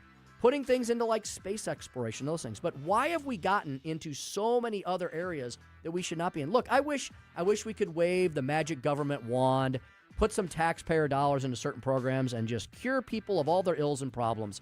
But government doesn't do that. Everything the government gets into, it tends to make that thing more expensive. Child care, health care, insurance in general, you name it. And it makes it worse. What are the American people enjoying this year because of the One Big Beautiful Bill? Well, they're enjoying more money back in their pocket because individuals tend to make better decisions for themselves, their families, their businesses, and their communities than some allegedly imaginary, omnipotent, centralized governing operation. Treasury Secretary Scott Bessent had several stats today where he talked about the One Big Beautiful Bill's tax relief provisions. Over 6 million filers have claimed the no tax on tips provision, with an average deduction of, get this, over $7,100. Over 25 million filers have claimed no tax on overtime, with an average deduction of $3,100. Over 30 million seniors have claimed the enhanced deduction for seniors, with an average deduction of over $7,500, and over 1 million filers have deducted the no tax on car loan interest on their new American vehicles with an average deduction over $1,800. This is for American families who actually pay taxes. You know, folks, half the country doesn't pay taxes. We have a huge social safety net. The poor are not going to be hurt by tax cuts because that vibrant social safety net will continue. It is the middle class, working people that the One Big Beautiful Bill was meant to help, and they're the ones that are carrying the load. The Washington Post, of all places, actually declared today on tax day that our current income tax system is actually very progressive, and it actually hits the rich and the wealthy the most. Oh my goodness, I guess they proved that the broken clock rule is sometimes absolutely correct. And that's the Speaker's stump speech for today. Yeah. Tax day, April 15th. Whew. The day that will live in infamy. Forever and ever until we move to a fair tax system consumption society. Don't hold your breath. Chris, we've got a very special guest coming up next. We're going to speak to an angel mom. We're going to speak to Patti Fox, who is the angel mom of Carissa Aspenis, about how Joe Biden's immigration policies failed her daughter. We're going to get the whole story from her. Sure, it'll be a powerful interview indeed. And then we're going to wrap up the program with a bunch of very interesting things, including the Time 100 list of, Chris, is it the most famous people in the world? Most influential, and I've got a golf story for you, Tim. Oh, I'm excited to hear that as well. All that and more when the Tim Jones and Chris Arps Show rolls on here at 101.9 94.1 News Talk STL.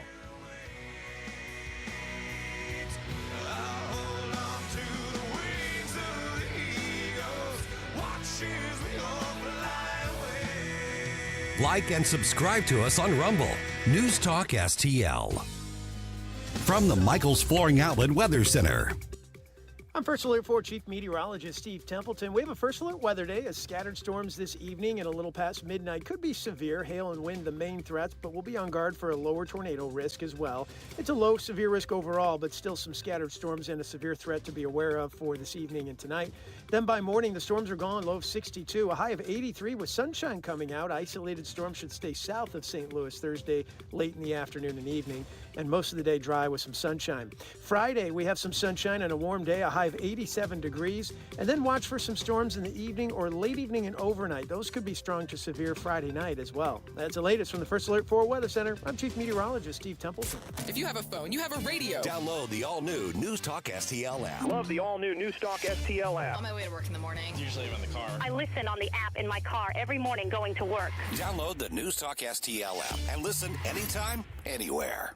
Well, you just heard Steve Templeton there talk about the fact we are still very firmly immersed in spring storm season. That also means we're fully immersed in fly-by-night roofer season as well. Well, when those goobers come to your door, tell them no thank you. You've already got Corel Roofing Company by your side. All you got to do is go to CorelRoofingCo.com and see everything that this awesome, independently owned, locally owned, family-owned company can do for you and your roof. Corel Roofing Co. is at CorelRoofingCo.com, CORRELL. More than 20-plus years of experience, and they have gotten it all here right here locally in our region. I know the folks I know him personally at Correll Roofing Co. Curtis Correll and the gang there have built an incredible company, very successful. They're very busy, but they're more than happy to take your business as well, and because they're going to do a great job for you. They will advocate with your insurance company from start to finish. They will provide you excellent and total peace of mind. They'll get up on your roof and inspect it so you don't have to figure out whether or not your roof has been damaged or not by any of these storms. So go to Correll Roofing Company today. See all the great things they can do for you. Schedule your appointment now. Get them up on your roof. You don't need to be getting up there. They're the experts. Have them check it out. Simply go to CorrellRoofingCo.com. CorrellRoofingCo.com. Your one-stop roof and shop. Hey, it's Vic Porcelli. We're sitting here with our great friend, Chris Cooper. Hi, Chris. What's going on, Vic? How are you? I hear you wrote another book. This one's an e-book. Is that right? The Business Owner's Playbook for Financial Clarity. So it is a great book for entrepreneurs. It's a very short guide. Give people, business owners, the ability to understand key questions that are important, such as succession planning, legacy planning, getting the IRS out of our pockets, right? Because do you like paying taxes? I do not. I don't think anybody likes paying taxes, right? That just makes sense. And then always talking about protection. And then the other thing from a business owner perspective, what is the biggest asset a business owner has? Probably their business itself, right? We need to make sure we understand what the value of that business is as well. So this new book, I'm sure, is incredibly expensive, right? How much? No, it's a free resource. Oh, it's free. We provide guidance, we provide education because we want to make sure people feel educated and understanding because sometimes you don't know what questions to ask, and we need to make sure we help arm people with information to ask the right question. Reach out to Chris and Stacy today at SerenityWealthNow.com. Investment advice offered through Fortis Capital Advisors, LLC. Concerned about the condition of your windows driving up your energy bills?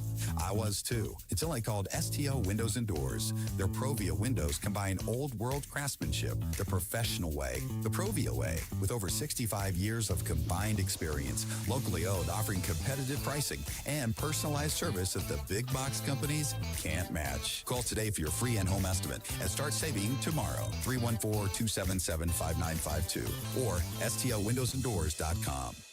This hour of Jones and Arps is brought to you by Stifel. Contact your Stifel financial advisor at stifel.com. That's STIFEL.com.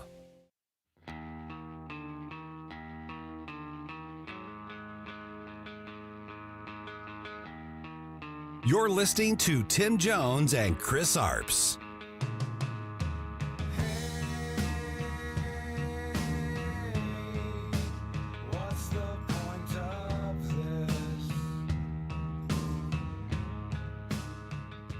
This mom just got back from D.C. today after meeting with top Trump officials and other families over a federal program. This program is called VOICE. Now, VOICE stands for Victims of Immigration Crime Engagement. It's a program President Trump created in his first term. Then former President Biden dismantled it in favor of a program his administration said was more inclusive. When President Trump took office again, he reinstated VOICE, which provides services to victims of crimes committed by undocumented immigrants. And we're going to speak to that wonderful mom, that wonderful lady leader right now here on the Tim Jones and Chris Arps Show. We are joined by Patti Fox, the angel mother of Carissa Apsnez, and we're going to learn her story, the importance of the VOICE program, and how we can be as strong of advocates as she has been in standing up for Americans over this absolute scourge of illegal alien crime that we've seen wash all across our country over the last many years. Patti, good afternoon, good evening. Thanks for joining us here in St. Louis on the Tim Jones and Chris Arps Show. Oh, thank you for having me. It's such an honor. And Patti, I think we played a clip of you a couple weeks ago because Chris and I cover this issue quite a bit here. Our whole station does. We have 6 live and local shows every day, and we're just as concerned about this as you are, especially given the personal connection you now have to this. And Patti, first of all, thank you for having the courage, and thank you for your advocacy. Why don't you tell our audience a little bit? Tell us the story of your daughter and how you have now become an advocate for her and for all young ladies like her who are in a similar position. In February of 2025, Carissa had moved back to Colorado. She had been living in Chicago for a year and exploring new things, and had moved back and with just a fire in her to push forward to the next phase of her life. She was in esthetician school with the idea of launching her own skincare line. She was extremely ambitious, and my daughter achieved anything that she put her mind to. And March 28th, just 11 days after we had celebrated her 22nd birthday, I get a phone call just shy of midnight that there had been an accident. After tracking everything down, and she didn't have her ID on her, so nobody was, forthright about giving information out, of course. But we were finally able to locate the hospital that she was at, and they pretty much told us that we need to get there as soon as possible. We got there, and the doctor came in and told us that she was very sick. And my heart just sank, and I cried out to the Lord like I have never before. Just please not my daughter, please not tonight. We were able to see her for about 5 seconds before they wheeled her into emergency life-saving surgery to remove half of her skull because the right side of right hemisphere of her brain was swelling so quickly that it was pushing down into her brain stem. We learned after the fact that they did not think that she was going to make it. It's pretty much a miracle that she is still with us today. And it would take a while for us to kind of learn the full story of it. We knew that the driver had fled the scene. We knew that she turned herself in several hours after the accident, after she had fled, without calling 911, without checking on Carissa, just left her on the side of the road. And she turned herself in. They held her in custody for just shy of 48 hours, released her on a $500 bond. That was it. And mind you, at this point in time, they had no idea if Carissa was going to live or die. So the fact that they let her out on a $500 bond, and the fact that the driver had already fled the scene once, they didn't consider this person a flight risk. So it was all just very overwhelming. Everything was coming at us all at once. And at that point in time, I was just focused on being there with my daughter and praying over her and talking to her and hopefully seeing her come through this. And it would be, slowly information would come to us over time. And it was probably about, it was in November that we finally got the confirmation that there were issues with this driver's immigration status, that ICE had entered the conversation at that point. And by January, we received confirmation that she was, in fact, an illegal alien. So, the anger that I felt that this information had been withheld from us was just consuming. Patti, let me ask you this. Is Carissa your only child? Do you have other children? And what is the prognosis for Carissa? I have 4 children, 2 boys and 2 girls. She's my oldest daughter, my second youngest. And my other two of my other children have moved nearby us so that they could be nearby and to be a part of Chris's care.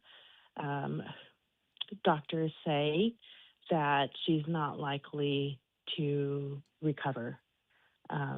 It's a statistical probability that what we have today is where she'll stay. she is nonverbal and minimally conscious. She does not speak. She communicates through like grunts and groans. And she doesn't have a whole lot of control over her body. She's in a wheelchair. But God is big. Yes. So we lean on his promises. Patti, can you tell us more about the Voice program that has been mentioned in the news reporting? We understand the Trump administration created that program. It was then dismantled by the Biden administration, and the president, Donald Trump, brought it back again for his second term. What has been your experience with that program? What have you learned about it? Why are you a fan? Are you an advocate for it? Oh, I am so incredibly thankful to President Trump for reinstating that program. Part of our journey, like I had said before, was just trying to get information. And it is not out there readily available. It's certainly not by mainstream media or, just typical sources. I had taken our story to X and began sharing it there. And that's where we started finding out, number one, we weren't the only family. We had no idea that there was this entire group of angel families. We didn't know that was a thing, but for X. And once I got on there and her story got some traction and that kind of thing, that's when I learned about these services like Voice. I had submitted a report through them about the driver and the people that had fled with her. And it was super easy to use. Just kind of walked me through the whole process. I submitted the police report, and a couple weeks later, they were able to confirm that she had in fact been taken into custody, and by February 28th, it was confirmed that she was back in Venezuela. It's the only justice that my family and my daughter was ever going to see. Being in Colorado, in a blue state where, they don't just not tell our story, they actively suppress it. So for the first time, having somebody actually there to listen that was in a position to do something about it, I can't even say in words how grateful I am for this. And then having the peace of mind that came with the confirmation that this person can no longer hurt another American citizen and no longer impact a family again like she had impacted ours. Patti, let me ask you this. Was there ever any charges that were leveled against this illegal immigrant? And would you have rather have her still stay in the United States and spend considerable time in jail for this crime, or are you more satisfied with her being deported? There were 5 charges initially. I believe 2 of them were felonies and the other 3 were misdemeanors. Driving without a license, driving without insurance, kind of incidentals like that. There was a plea deal offered, which is how we found out that ICE had entered into the conversation. The plea deal was for her to take the highest felony, which was a Class 5 felony, conspiracy to flee the scene of an accident with severe bodily injury. And that carried the most weight, so to speak. If she were to take the plea and plead guilty for that, the other 4 would simply just go away. And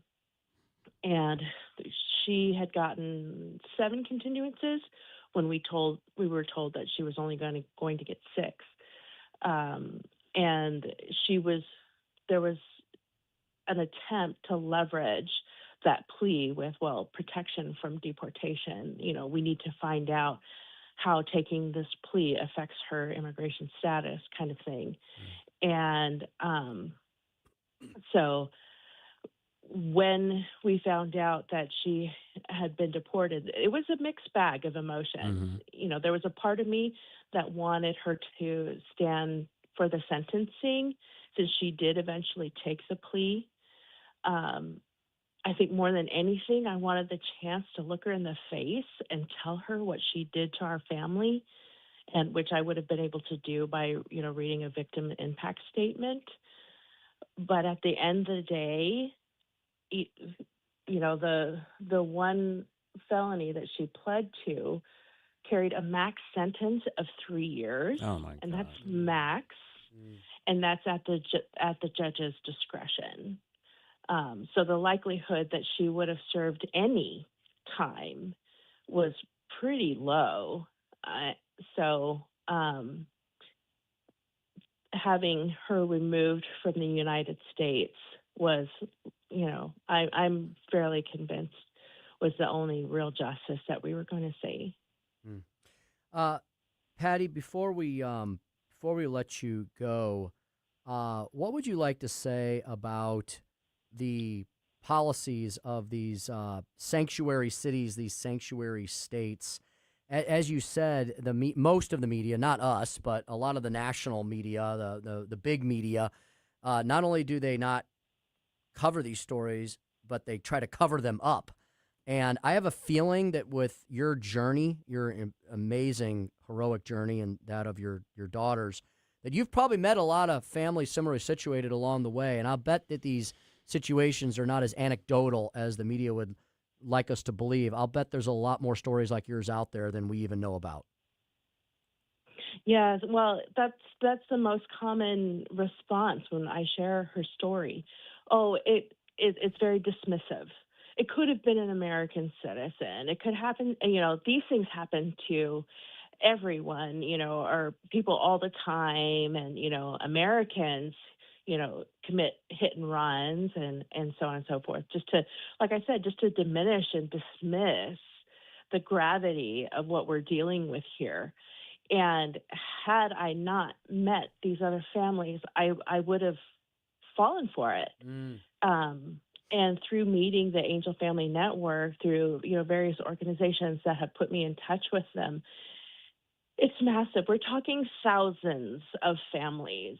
We're not talking about one or two. We're not talking about, some freak accident or, just some outlying. This is affecting families every day across the United States. And I think that is the most important part of all this. I wouldn't have known any of this if I was just relying on mainstream media. It is widespread and it is huge, and we have to stop dismissing, and we have to stop, pushing things off. Oh, that's a one-off. That's a one-off. How many one-offs do we need to have before we start paying attention? We've got to pay attention. We've got to crack down. We know that we the people want secure borders. We want deportations to happen. We want people to be here legally. And I know that we want this because our president promised us this, and he's our 47th president. So that, confirms it to me that this is what we the people want, and we need to start listening. Patti, before we let you go, I know that a GoFundMe account has been set up for Carissa. It has a goal of $150,000. A little under 17 has been raised. Give folks the address for that, and hopefully we can put that on our website to help raise funds as well. Oh, you know what? I don't even know it at the top of my head. Well, I've got it. I've got it here on my website. We can put that up and try to do something and help out. Patti, thank you so much for your bravery and your courage and your advocacy, and we want to wish you all the best, and we hope that more miracles happen. Sounds like several miracles have happened along this journey, and we pray for more for you and your daughter, Carissa, and for your family. Thank you so much. Thank you. That was Patti Fox, angel mother of Carissa Aspnez. I can't imagine what this family goes through now every single day. Their young, vibrant daughter is now wheelchair bound. She's nonverbal. She's minimally conscious, and yet I'm sure they love her more than they ever have. But it's going to be a tough road for them to hoe. And 23 years old. She was just beginning life. She sounded like she was very ambitious, and now her life is ruined by this illegal immigrant who really got away with this because the only thing she had to face was deportation back to Venezuela. Didn't spend any jail time. Mm-hmm. And as she said, as Patti said, these are not anecdotal incidences. They're happening way too many times. Folks, I have the information for the Voice office, the ICE Victims of Immigration Crime Engagement office. It's 1-888-48-VOICE. I'm sorry, 1-855-48-VOICE. There's a website, ice.gov/voice. So ice.gov/voice. You probably get a lot of information there. And Chris, you have found the GoFundMe page for the family. Yes, I'll pass that on to Joy. And go to our website, News Talk STL, and please donate if you can. There you go. We're glad to bring you this incredible, heart-wrenching, and amazing story. All right, we've got one segment left. We're going to talk about the Time Magazine 100 list of the most influential people in the world. And a golf story. And a golf story to boot. All of that when we return on the Tim Jones and Chris Arps Show. 101.9, 94.1, News Talk STL.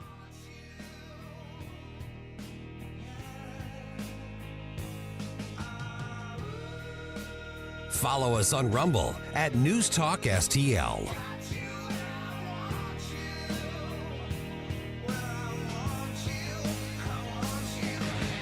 From the Michaels Flooring Outlet Weather Center. I'm First Alert 4 Chief Meteorologist Steve Templeton. We have a First Alert weather day as scattered storms this evening and a little past midnight could be severe. Hail and wind the main threats, but we'll be on guard for a lower tornado risk as well. It's a low severe risk overall, but still some scattered storms and a severe threat to be aware of for this evening and tonight. Then by morning, the storms are gone, low of 62, a high of 83 with sunshine coming out. Isolated storms should stay south of St. Louis Thursday late in the afternoon and evening, and most of the day dry with some sunshine. Friday, we have some sunshine and a warm day, a high of 87 degrees, and then watch for some storms in the evening or late evening and overnight. Those could be strong to severe Friday night as well. That's the latest from the First Alert 4 Weather Center. I'm Chief Meteorologist Steve Templeton. We talk about race relations. This conversation has completely made me crazy. This is complete insanity. And I'm sick and tired of it. 101.9 and 94.1. I find it to be a conversation starter. News Talk STL. You know, with today's advancements in the healthcare world, in the healthcare sphere, especially in the chiropractic world, you do not have to live with pain. I know many of you are. I have sometimes gone way too long. Oh, you know, especially us guys, right? Oh, it'll be fine. It's just a flesh wound. I'll get better. It's just a little blood. It's just an ache and pain. You know, when I fell and cracked my knee, it'll eventually feel better. You don't have to live with pain. Go to Comprehensive Chiropractic and Sports Performance, and they can help you be on the road to recovery much faster. You can also go to them for maybe things that have developed over, so they can take care of acute injuries, like if you do have a fall or you have an accident, or maybe you're trying to recover from surgery. But they can also help you with things, kind of just those repetition injuries, right? Just from doing things a lot or getting older. And you can be young or old with repetition injuries. If you're an athlete, high school, college, or you're a weekend warrior, you get repetition injuries. I had a tendonitis problem in my elbow. It was my left. I think it was my left elbow. I've forgotten because they took care of it. But it was horrible, and I put up with it for way many more weeks than I should have. You know, trying to be a tough guy, and I wish I had mentioned it earlier. Got it taken care of. The chiropractic care these days has advanced, just like so much else in the healthcare field. They can also help you get into shape, stay into shape, get back into shape. They've got the Studio Health and Wellness Center at Comprehensive Chiropractic at cchiropractic.com. Pilates classes, yoga classes, a ton of other disciplines that you can check out. Great classes with great instructors in a non-judgy atmosphere. Licensed massage therapists. They have personal trainers available. If you want a whole body makeover, They've got nutritional needs. They've got nutritional experts there as well that can kind of help you with supplements, like don't just buy a bunch of random stuff at the store. How about ask the professionals, like, what are these things for? How much should I be taking? Should I be taking this, that, or the other thing? They can help you with your whole body from stem to stern, people of all ages, doesn't matter who you are. Check out Comprehensive Chiropractic. I promise you will feel better. They're at cchiropractic.com. That's where Comprehensive Chiropractic is, at cchiropractic.com. Check them out for all your comprehensive healthcare needs. Hey, Jamie Allman here for my favorite go-to store for seafood, gourmet goodness, and tons of wine. It's Stars, 1135 South Big Bend. A huge selection of seafood flown in from the coast. Lemon sole, halibut, Maryland lump crab, Gulf shrimp, and you gotta try the trout dip. Plus, imported and domestic hand-cut cheeses, lots of hand-picked wines at great prices, hard-to-find gourmet foods, and fresh roasted coffee using only the best quality beans. Stars, 1135 South Big Bend, just off of Highway 40. Tony Colombo here for Gutter Pros and Exteriors, your all-in-one service team that brings years of experience and quality that's affordable right to your doorstep. Christine and I discovered Gutter Pros and Exteriors when we bought our home and inherited a gutter problem. And they've also repaired siding damage on our home because along with gutter repair, gutter installation, and leaf protection, the Gutter Pros team are also the best for repairing other exterior damage, including fascia, soffit, and all siding repair and installation. Learn about all the ways Gutter Pros and Exteriors can help your home or business right now at gutterpros.com. This Saturday, Country Mart opens at 6 a.m. with deals that disappear when the clock strikes 10 p.m. Get Best Choice boneless, skinless chicken breast, 2.5-pound bag, just $4.99. California Sunkist mandarins, 3-pound bag, $3.99. Ground beef family pack, $4.29 a pound. Dr. Pepper or 7-Up, 6-pack, 16-ounce bottles, 4 for $10. Best Choice granulated sugar, 2 4-pound bags, $5. Chester's fresh made 8-piece fried chicken, only $9.99. While supplies last, no rain checks. 925 Plaza Drive in St. Clair.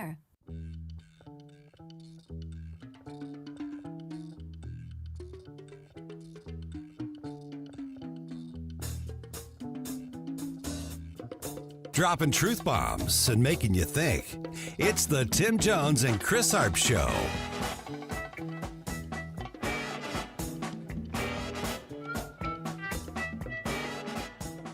How do you address the false trope that a lot of the left levels against conservatives and the pro-life movement when they say, well, you conservatives, you care about the child when it's unborn and you don't want it to be aborted, but when the child is born, you conservatives and Republicans, you abandon the child. How do you address that when people say that to you? Well, a lot of times what I say is, what is your evidence? It sounds cute to say that, but where's your evidence? Where are you getting at that somehow Republicans or conservative policy is adverse to a child being born? At first, we're giving them life, which is the first start. And then also, we believe in capitalism, the empowerment of the family unity, all of the things that we agree with that they don't. So when they say we don't care about, the child after the child is born, that's a lie from the pit of hell. And I just encourage people, when you encounter somebody like that, you say, give me evidence. You can't just run your mouth and say that that's true. I want you to show me what policy position do conservatives have that is against the betterment and the prosperity of the family unit. And then you can also push it back on them because they're the ones telling women that they should go into this alone. They're the ones acting as if, the family structure is not one of the most important structures in human existence. And so they're the ones that are really not supportive of the child from the womb to the tomb. 5:53, and that is TPUSA contributor Brandon Tatum. He was the keynote speaker last night at the Vitae annual dinner that they have every year and fundraiser. And Mike Ferguson was there last night. We were at a table that in News Talk STL sponsored, and very touching talk that he had last night, Tim. He talked about how abortion has affected his own family. He has not had any abortions, but he mentioned that his grandmother was had at 12 years old. His mother had his grandmother had his mother at 12 years old. That's a difficult thing. He told the story about how his 15-year-old sister, who was a valedictorian, model student, she ended up getting pregnant and ended up keeping the baby. Talking about how now she is married. She's a nurse, studying to be a nurse practitioner. She just is married. Her husband finished the police academy, and he told a personal story of his own that after he finished college, he and a young lady had a baby, and he decided that he was not going to abort that child, that he was going to stand by the woman. He told a very touching story how she told him that they were going to Planned Parenthood. He didn't know that Planned Parenthood is where you have abortions. He thought it was something to help raise the child. And she Plan for your parenthood. Exactly. Yeah. And she told him then that I'm here to have an abortion. And so he was there, and he didn't want that, and he just prayed and prayed and prayed, hoping that she would change her mind, but it didn't seem like that was going to happen. He went out to the car, prayed some more. She came out an hour or so later and told him that she couldn't go through with it. Wow. That she decided to have the baby. So wow. Very, very inspirational talk last night by Brandon Tatum. It's fantastic. What a great job that Vitae does.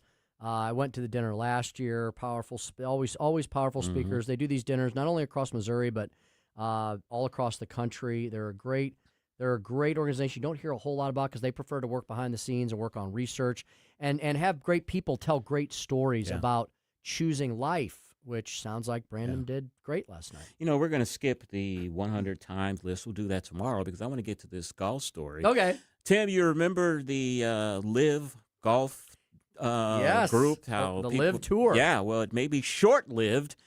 Saudi Arabia's sovereign wealth fund is on the verge of announcing it will withdraw financial support for the Live Golf, what do you call that? The Golf Tour. Golf Tour. Live Golf Tour. So it may be short-lived. Sergio Garcia, he won the Masters tournament in 2017, suggested the athletes were in the dark about the league's fate. He said the wealth fund leader, Yasir Al-Ramayan, had assured players that Live was part of a broader, longer effort, but the tournament in Mexico may be canceled. So was everybody scared about Live being competitive to the PGA? They were. All for naught. They were. Yeah, they were. And for a while, it looked pretty touch and go. And this is an interesting story because it shows that money can't buy everything, right? And they were showering money on these guys, man. It was ridiculous. If the Saudis wanted to, they could just run Live forever. But nobody's watching it. Yeah. And it wasn't catching on. And it's really hard to compete with something like the PGA Tour with all of its history and all of its notoriety. And look, the PGA Tour has been woken up by this, and they're not perfect either. They've got some real issues that they've had to deal with in properly taking care of the people that play on that. Not everybody is in the top 100 golfers in the world, but you need all these other these aspiring golfers. Otherwise, you're not going to have a PGA Tour. And so I think there's some lessons have been learned. But Live was trying to be different, but yet the same, and they really didn't have. They never could create a thing that could get people that interested in them. I think I watched maybe a couple minutes of a Live event. I didn't quite understand it. It didn't hold my attention. Maybe I'm old school, but I think this is good for the game of golf for everybody to rally around the tradition and the majesty of the PGA Tour and everything it offers. And besides Sergio Garcia, are there other named players on the Live tournament? There's plenty. Phil Mickelson and others. Oh, okay. But Chris, a bunch of them have come back to the PGA Tour. All right. 5:57. Larry Connor's USA is up next, of course. The story behind the story, the sinking of the Titanic, and no, Larry was not there. You have been listening to the Tim Jones and Chris Arps Show on 101.9 94.1 News Talk STL. Drive safe and have a great evening. Looking for unbelievable deals? Stop by Overstock Outlet in Lake St. Louis or Warrenton. Open 7 days a week. Discover big savings on a huge variety of merchandise with no hassle. Just great prices. Visit us in Lake St. Louis on Highway N or in Warrenton on Boones Lake. Check out our Facebook page at Overstock Outlet Lake St. Louis or go online to overstockoutletstl.com. Unbeatable value, friendly service, and